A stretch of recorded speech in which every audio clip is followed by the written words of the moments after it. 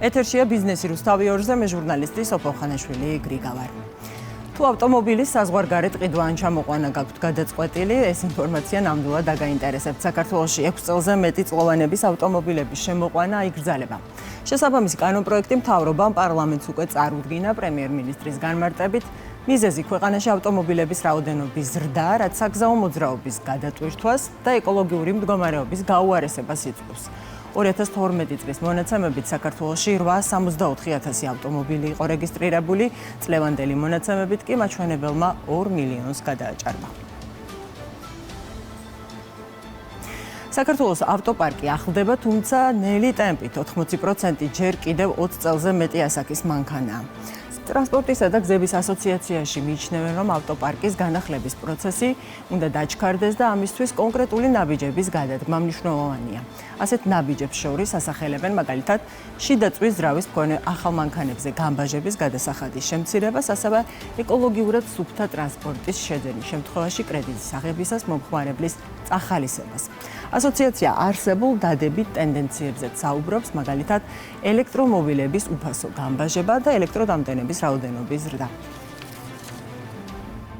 ავტოპარკის ხარისხი უნდა გაუმჯობესდეს უფრო მეტად ელექტრომობილებით, უფრო მეტად იმ ავტოსატრანსპორტ საშუალებებით, რომელსაც ნაკლები აქვს გარემოზე ზემოქმედება და ამისთვის ვფიქრობ, რომ ის ღონისძიებები, რომელიც დღეს გვაქვს, არ არის საკმარისი. მაგალითად, კარგია, რომ პარკირება არის ისე როგორც არის დატევნის საშუალებებია დედაქალაქში, ანუ დედაქალაქის პირობებში და დიდი ქალაქის პირობებში მწვანე ტრანსპორტს აქვს ხარდაჭერა, მაგრამ უნდა დავეხმაროთ იმპორტის პირობებში ადამიანებს. ეს არ ნიშნავს იმას, რომ ვიღაცამ ჯიბიდან უნდა ამოიღოს ფული, მაგრამ შესაძლოა არსებობდეს შეღავათიანი სესხები, შესაძლოა არსებობდეს გადასახადებზე შეღავათის დაწესება იმ ადამიანებს მიმართ, ვინც ძველ ავტომობილს ჩაანაცვლეს მაგალითად ელექტრომობილებით. ამიტომ ავტოპარკის განახლებას უნდა შევხედოთ როგორც კომპლექსურ ღონისძიებას. საერთაშორისო საავტომობილო გზებზე და გზისპირა ზონებში ორივე მხარეს 200 მეტრის ფარგლებში. სახელმწიფოსთან გზების მფლობელთან შეუთანხმებლად მშენებლობა აიგრძალება. რეგულაცია შეეხება იმ მონაკვეთებს, სადაც უკვე არის საერთაშორისო მნიშვნელობის საავტომობილო გზები და ისინი ექსპლუატაციაშია შესული, ან სადაც მიმდინარეობს და დაგეგმილია მაგისტრალების მშენებლობა, მოდერნიზაცია. როგორც ინფრასტრუქტურის სამინისტროში ამბობენ, ახალი რეგულაცია ემსახურება როგორც საგზაო უსაფრთხოებას, ისე საერთაშორისო მაგისტრალების თანამედროვე სტანდარტებით განვითარებას. საცხოვრებელი უძრავი ქონების ბაზარი ნორმალიზების ფაზაში შედის. ასეთია TBC კაპიტალის პროგნოზი 2026 წლისთვის. ანგარიშის მიხედვით, ბინების ფასების ზრდის ტემპი ნელდება და საშუალოდ 6% იქნება. სტაბილურობას ინარჩუნებს ქირის ფასიც და კვადრატულ მეტრზე საშუალო ფასი $10. რაც შეეხება მოთხოვნას, ის კვლავ მზარდია 2025 წლის მონაცემებით თბილისში ბინების საშუალო ფასი კვადრატულ მეტრზე $1300 აღწევდა, წლიური ზრდა კი დაახლოებით 8% იყო. ქირის საშუალო ფასი 2024 წელთან შედარებით 12%-ით შემცირდა. საცხოვრებელი პროექტებისთვის გაცემული მშენებლობის ნებართვები კი 17%-ით გაიზარდა, რაც ბაზარზე ახალი ბინების მატებისა და კონკურენციის ზრდის მაჩვენებელია. საცხოვრებელი უძრავი ქონების საკითხზე ვრჩებით, თუმცა უფრო კონკრეტულ სეგმენტზე და მიმართულებაზე ვისაუბრებთ. კულტურული მემკვიდრეობის დამცავ ზონაში არსებული ავარიული საცხოვრებელი სახლების გამოსყიდვის ახალი პროგრამა ამოქმედა. პარალელურად ცვლილებები შევიდა ქირის გაცემის წესშიც იმ მოქალაქეებისთვის, რომლებიც უარს აცხადებენ ავარიული საცხოვრებლის ჩანაცვლების პროგრამებში მონაწილეობაზე. რას გულისხმობს ახალი პროგრამა, რა მიზანს ემსახურება ცვლილებები, როგორ იმუშავებს ახალი მექანიზმები პრაქტიკაში და რა მიმდინარე ჩანაცვლების პროგრამები არსებობს. ამ თემებზე ჩვენ სტუმართან ერთად ვისაუბრებთ. ჩვენი სტუმარია თბილისის მერიის იურიდიული საქალაქო სამსახურის უფროსი სერგო ბირკაძე. მოგესალმებით ბატონ სერგო და მადლობა სტუმრობისთვის. მოგესალმებით თქვენს ტელემოყურებელს. ბატონ სერგო, ახალი პროექტით უნდა დავიწყოთ და სანამ ახალ პროგრამაზე უпростоრად ვისაუბრებთ, ძალიან მნიშვნელოვანია კიდევ ის კითხვაც, რამ განაპირობა ამ ახალი პროგრამის ჩაშვება, რა იყო ამის მიზეზი, რამდენად დიდ მასშტაბთან გვაქვს საქმე, მაგალითად კულტურული მემკვიდრეობის დამცავ ზონებში, რამდენი ავარიული შენობა ამ დროისთვის და რამდენი ოჯახი დგას რისკის ქვეშ, ეს დათვლილი გექნებათ. მადლობა შეკითხვისათვის. უპირველეს ყოვლისა უნდა აღვნიშნოთ, რომ დედაქალაქში სამწუხაროდ მართლაც პრობლემური არის ეს თემა, ეს საკითხი. ჩვენ ვიცით, რომ ძალიან დიდი რაოდენობა არის ავარიული საცხოვრებელი სახლების და დედაქალაქის მერის წინასაარჩევნო კამპანიების დროსაც არაერთხელ გაჟღერდა ამ პრობლემასთან დაკავშირებით და ყოველთვის იდგა საკითხი ამ პრობლემის გადაჭრის გზების ძიებაში. და ჩვენ ეტაპობრივად გვახდენდით ამ პროგრამების ესე ვთქვათ დანერგვას.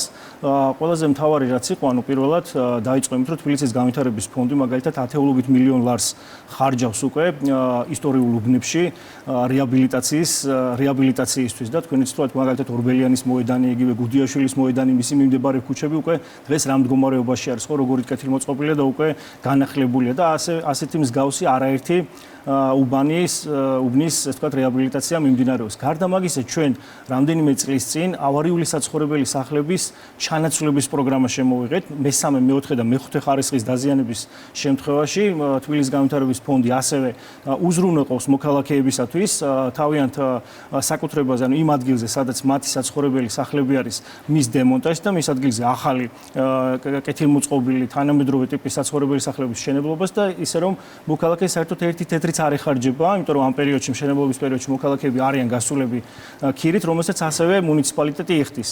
ამ პროგრამის გარდა ჩვენ ასევე გვაქვს პროგრამა, როცა მაცხოვრებლები, ავარიული საცხოვრებელი სახლის მაცხოვრებლები დეველოპერებთან შეთანხმებით მოდიან მუნიციპალიტეტში და ჩვენ მათ თავაზობთ შესაბამის პრეფერენციულ ღონისძიებებს, თქვათ იგივე კაური კოეფიციენტის მატება და ასე შემდეგ.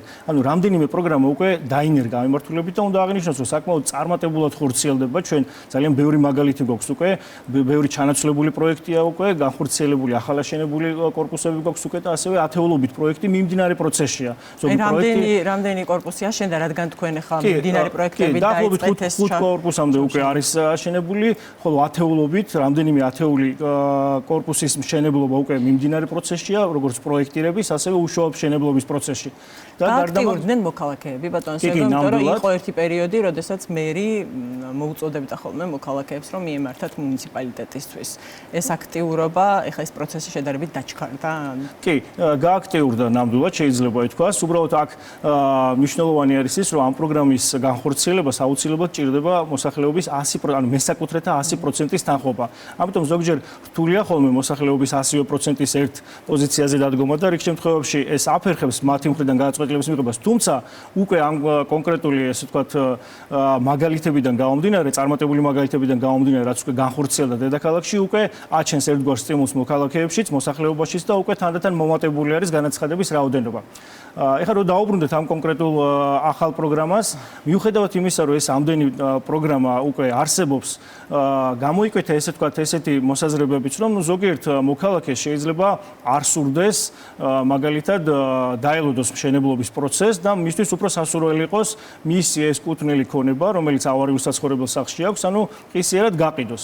ჩვენ ამ მიმართულებით ვიმუშავეთ, ქონდა არაერთი შეხვედრა, კონსულტაცია და ახალი პროგრამა უკვე ესე ვთქვათ დავამტკიცეთ 2026 წლის 1 იანვრიდან დაიწყო ამ პროგრამამ მოქმედება. პროგრამის მთავარი მიზანი რა არის? ანუ პირველ რიგში ეს არის რა თქმა უნდა მოქალაქეების, ანუ ჩვენი თანამოქალაქეების კეთილდღეობის კიდევ უფრო მეტად გაუმჯობესება, იმიტომ რომ ჩვენ ვთავაზობთ მოქალაქეებს, რომ მათი კუთვნილი ავარიული საცხოვრებელი სახლები გამოვისყიდოთ და მათ საბაზრო ღირებულებით და მათ შეუძლიათ რა თქმა უნდა ეს თანხა შემდგომ თავიანთი სურვილისამებრ გამოიყენონ. ისევე რა თქმა უნდა, როგორც სხვა პროგრამის ფარგლებში და ეს არ უკრძალავს მათ, ეს არის შეთავაზება ერთგვარი დამატებითი მექანიზმი და მათი სურვილის შემთხვევაში მათ აქვთ აირჩიონ ნებისმიერი პროგრამა და რომელი პროგრამის ფარგლებშიც უნდა, იმ პროგრამის ფარგლებში შეუძლიათ რომ მოგმართონ. ყველაზე გამოსყიდ ამ ახალი პროგრამის ფარგლებში თუ აიღებს ის თანხას თავის საკუთრებაში, მას შეუძლია რომ მოგმართონ სხვა პროგრამებში, ჩანაცვლების პროგრამაში რო ჩაერთონ? უკაცრავად ეს ცოტა რო გავიმართოთ. ჩვენ უკვე დავასახელე ხო, ეს სამი პროგრამა, ეს მეოთხე პროგრამა არის პრაქტიკულად და მოქალაქეებს თვითონ შეუძლიათ გადაწყვეტონ რომელ პროგრამას აირჩევენ. რომელი პროგრამასაც აირჩევენ, კი, მათი 100%-ის თანხმობით ჩვენ შეგვიძლია რა თქმა უნდა იმ პროგრამაში ჩავთვალოთ. ეხლა ამ პროგრამის მთავარი შემოფერხებელი ფაქტორი, რომ კულტურული მემკვიდრეობის დამცავ ზონაშია, ანუ აქ ეს არ არის გარკვეულწილად გამსაზღვრელი რა პროგრამა იმოქმედებს იმ კონკრეტულ შენობაზე. კულტურული მემკვიდრეობის დამცავ ზონაში ამოქმედებ პროგრამას, რომელსაც თბილისის განვითარების ფონდი დღესაც ახორციელებს და უკვე რამდენიმე წელია მოქმედებს. ეს არის ავარიული საცხოვრებელი სახლების ჩანაცვლება, სადაც მესამე, მეოთხე ან მეხუთე ხარისხის დაზიანების არსებობის შემთხვევაში იმავე ადგილას შეგვიძლია რომ დემონტაჟი გავუკეთოთ და ეს თქვა ჩავანაცვლოთ. მაგრამ ეს ახალი პროგრამა უკვე გამოსყიდვას რაც ეხება, ეს უკვე ეხება როგორც კულტურული მემკვიდრეობის დამცავ ზონას, ანუ მხოლოდ კულტურული მემკვიდრეობის დამცავ ზონაში არსებულ ავარიულ საცხოვრებელ ზონებს ეხება, ასევე გამოსყიდვის მთავარი პირობა არის რამდენიმე.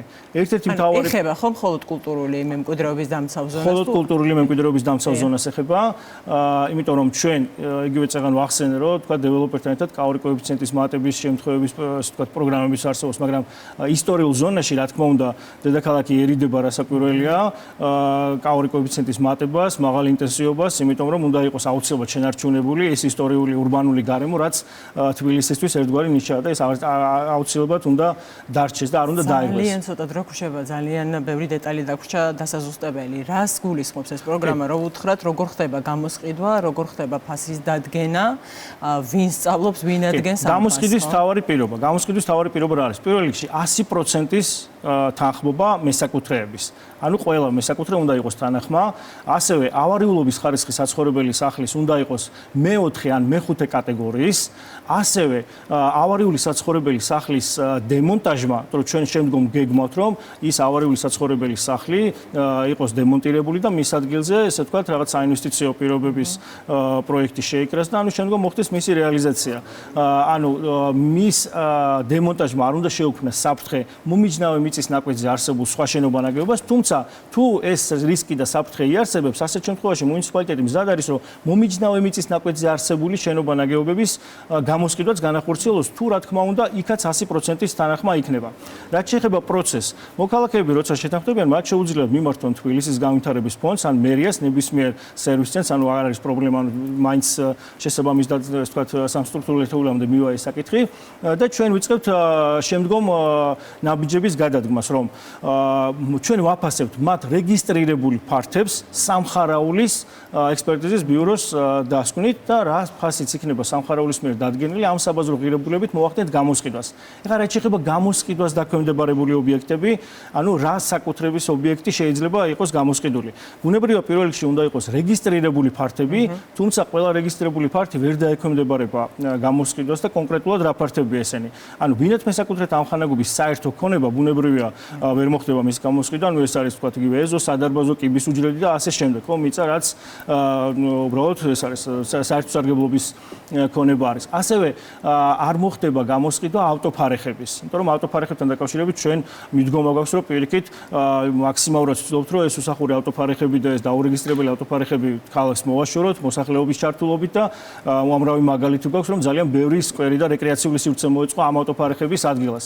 ასევე გამოსყიდვას ვერ დაექვემდებარება 26 წლამდე რეგისტრირებული ტერასა და სხვენი, თუ ის არ არის საცხოვრებელი დანიშნულებით გამოყენებული.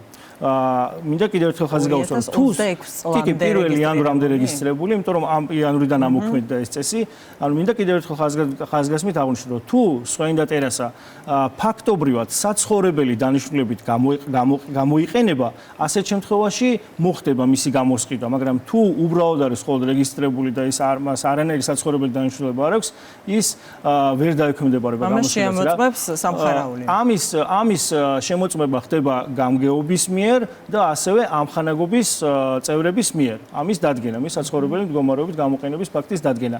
ასევე სარდაფებს რაც შეეხება, ეს ძალიან მნიშვნელოვანი ის თქვათ ფართია და ძალიან ბევრი არის ისტორიულობაში, კულტურული მემკვიდრეობის დამცავ ზონაში. სარდაფებთან დაკავშირებით მისი გამოსყიდვა, თუ იგი საცხოვრებელი დანიშნულებით გამოიყენება, მოხდება მისი გამოსყიდვა და შეფასდება როგორც საცხოვრებელი დანიშნულების ობიექტი, იმავე საბაზრო ღირებულებით. იმავე, ხო, როგორც სამხარაულის დაადგენს. ხოლო თუ სტარტაპი არ არის გამოყენებული საცხოვრებელი დანიშნულებით და უბრალოდ არის სხვა მდგომარეობით გამოიყენება, ისევე როგორც სხვა ფართი, სხვა რეგისტრირებული ფართი, ისინი შეფასდება როგორც ფაქტობრივი მდგომარეობით არსებული ფართები. და აი გამოსყიდვას არ დაექვემდებარება გამოსყიდვას. ხოლო ტერასას და სხვენთან არის განსხვავებული მიდგომა, რომ თუ იქნება საცხოვრებელი დანიშნულებით გამოყენებული, მხოლოდ მაგ შემთხვევაში იქნება გამოსყიდული მუნიციპალიტეტის მიერ. ბატონ სერგო, ძალიან მოკლედ უნდა გთხოვოთ ქირასთან დაკავშირებით ცვლილება, რა ცვლილება შედის, ეს კიდევ ერთხელ განვმარტოთ, იმიტომ რომ გადავაჭარბეთ ყველანაირად. რაც შეეხება ქირასთან დაკავშირებულ საკითხს, ნახეთ, მე ჩამოთვალე რამდენიმე პროგრამა, ხო, უკვე მუნიციპალიტეტში ეს მეოთხე პროგრამა, რომელიც ძალიან მნიშვნელოვანი პროგრამები არსებობს სამმართველობით, ანუ შეთავაზება ერთგვარი მოსახლეობისთვის, რომ მათი სურვილის შემთხვევაში ჩაერთონ და გაიუმჯობესონ ყოფითი პირობები, ხო? თუმცა სამწუხაროდ, მიუხედავად ამ პროგრამების არსებობისა, ძალიან აღმოჩნდნენ ადამიანები, რომლებიც მიზანმიმართულად უარს აცხადებენ პროგრამებში ჩართვაში და ამასთანავე ისინი წლების განმავლობაში იღებენ ქირას მუნიციპალიტეტი ხდის რატო, როდესაც მათი ავარიული საცხოვრებელი სახლი საფრთხის შემცველია და სხვადასხვა ფორმატში კი გაყვავს იძულებით, მაგრამ ამავე დროს, რადგან ეს პროგრამები უკვე არსებობს და არაერთი პროგრამა გვაქვს უკვე მუნიციპალიტეტში შეთავაზებული, ამ შეთავაზების დროს ის ადამიანები უარს აცხადებენ და პირველ რიგში ამით ზიანს აყენებენ ისინი სხვა თანამესაკუთრეებს. თუმცა როდესაც პირობითად მაგალითად 20 ოჯახია და 20-დან 19 ოჯახი თანახმად და ის ერთი ოჯახი უარს აცხადებს და თან ქირას იღებს, ეს პირველ რიგში მათ აზარალებს მესაკუთრეებს, ხო? ამიტომ ჩვენ ეს ვთქვათ ერთგვარი სტიმულირების მიზნით გადავწყვიტეთ, რომ თუ ადამიანი ქირას იღებს და უარს განაცხადებს რომელიმე პროგრამაში ჩართვაზე, ამ შეთავაზებულ პროგრამაში ჩართვაზე 6 თვის გასვლის შემდეგ მას შეუწყდება ქირის გადახდა მუნიციპალიტეტის მხრიდან. გაფრთხილებიდან 6 თვის ვადის გასვლის შემდეგ და იმ შემთხვევაში თუ თქვათ მან შემდგომ გადაწყვიტა და თქვათ დათანხმდა და ყველა თანამესაკუთრე უკვე შემოვიდა ახალი განცხადებით, ბუნებრივია შემდგომ გაუგრძელდება ისევ ჩვეულებრივად ქირის მიცემა და მუნიციპალიტეტი ისევ გააგრძელებს მათთან თქვათ სოციალური პროგრამის განხორციელებას. ძალიან დიდი მადლობა, ძალიან ბევრი კითხვა დამრჩა, თუმცა უნდა დაგემშვიდობეთ სამწუხაროდ და იმეც ვიტოვებ, რომ კიდე შევხვდებით. უფრო დეტალურად რო ჩავუღრმავდეთ, ჩვენი სტუმარი იყო თბილისის მერიის იურიდიული საქალაქო სამსახურის უფროსი სერგო ბირკაძე. ჩვენ კი განვაგრძობთ გადაცემა სხვა თემით, სურსათის ფასებთან დაკავშირებულ პროცესს რითეილ ასოციაცია განცხადებით გამოეხმაურა. სექტორში ამბობენ, რომ ფასის ფორმირებაში გადამწყვეტი მიწოდების ჯაჭვის ეფექტიანობა. მათი შეფასებით საქართველოში ერთსა და იმავე მაღაზიას ხშირად სხვადასხვა მიმწოდებელი ამარაგებს, რაც დამატებით ხარჯს ქმნის და ფასსაც ზრდის. განცხადებაში ნათქვამია, რომ ქეშბეკი და რეტრო ბონუსი მაღალი ფასის მთავარი მიზეზი არ არის, არამედ ფასზე მნიშვნელოვან გავლენას არაეფექტიანი დისტრიბუცია ახდენს. მათივე ინფორმაციით ორგანიზებული რითეილი ბაზრის დაახლოებით 40%-ს იკავებს და მიუხედავად იმისა, რომ უბნების მაღაზიებში მსგავსი მექანიზმები ნაკლებად გამოიყენება, პროდუქტი იქ ხშირად უფრო ძვირია. ასოციაცია აცხადებს, რომ ფასების შემცირება შესაძლებელია მიწოდების სისტემის რეფორმით და ადგილობრივი წარმოების გაძლიერებით. ასოციაცია უახლოეს პერიოდში კონკრეტული წინადადებების შესაბამის სტრუქტურებთან წარდგენასაც გეგმავს. გლობალურ ბაზრებზე გასვლა, ინვესტიციების მოზიდვა და განვითარება. ამ შესაძლებლობას განვითარების ადრეულ ეტაპზე მყოფ ინოვაციურ სტარტაპებს ახალი მექანიზმი. ინოვაციური სტარტაპების აქსელერაციის პროგრამა სთავაზობს. პროგრამაში 4 საერთაშორისო აქსელერატორი მონაწილეობს ამ ეტაპზე სტარტაპებისთვის. აქსელერაციის პროგრამის პირველი ორთვიანი ფაზა მიმდინარეობს, რომელსაც სტარტაპ ბუტკემპი და Plug and Play ახორციელებს. მიმდინარე წლის ივლისიდან კი მათ 500 გლობალი და Founder Institute შეუერთდება. პროგრამაზე ეკონომიკის მინისტრის მოადგილე და ჯიტას თავმჯდომარემ საერთაშორისო აქსელერატორების წარმომადგენლებსა და სტარტაპებთან შეხვედრაზე ისაუბრეს. შეგვიძლია ასევე ვთქვათ, რომ არის ნამდვილად ახალი ეტაპის დაწყების პერიოდი, როდესაც ქვეყანაში სახელმწიფოს მონაწილეობით და ჩართულობით შემოვიდა 4 საერთაშორისო ტოპ აქსელერატორი. ეს ფაქტობრივად ჩაანაცვლებს უკვე იმ საგრანტო პროგრამას, რომელიც იყო ფუნდამენტი ჩვენი სტარტაპ ეკოსისტემის განვითარების ბოლო წლების განმავლობაში. ქართულ სტარტაპებს ექნებათ შესაძლებლობა, რომ პირდაპირ საერთაშორისო აქსელერატორებში, რომლებიც თბილისში, საქართველოში არიან უკვე წარმოდგენილები და მუშაობენ ამ მიმართულებით, გაიარონ აქსელერაცია, იმუშაონ თავიანთ ბიზნეს პროექტებზე, კონდეთ პირდაპირ წვდომა დასავლურ ბაზრებთან, როგორც კაპიტალის მოზიდვის ნაწილში, ასევე მათი პროდუქტების განვითარების და მომხმარებელზე წვდომის ნაწილში. წელიწადში 160 სტარტაპი გაივლის ამ ტიპის აქსელერაციას. რამდენიმე მნიშვნელოვანი, ასე ვთქვათ, ეკოსისტემის განვითარებისთვის ფაქტობრივი გარემოება ხდება დღეს. 4 საერთაშორისო აქსელერატორის შემოსვლა ნიშნავს, რომ საქართველოს სოფლიო ინოვაციური ეკოსისტემის რუკაზე ღირსეულ ადგილს იკავებს.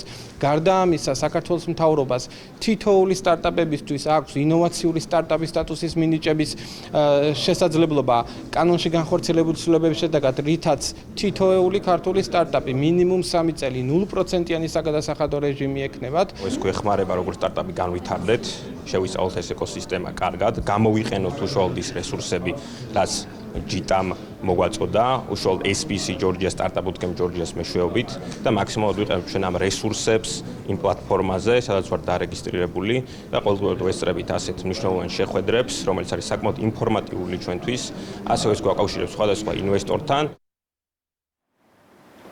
ახლა ერთად ვნახოთ, როგორი იყო ბოლო ვაჭრობის შედეგები. ვალუტის კურსის წარმდგენია კურსი G.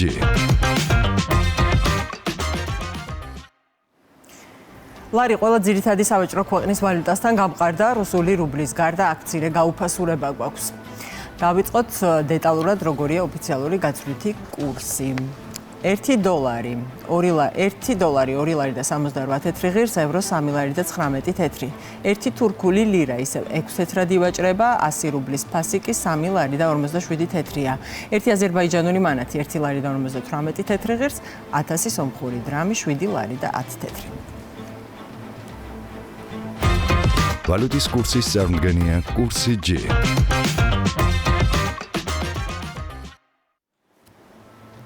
ბიზნესი რუსთავი ორზე ამით დასრულებულია, გემშვიდობებით ორ შაბათამდე, თქვენ კი დარჩით რუსთავი ორზე.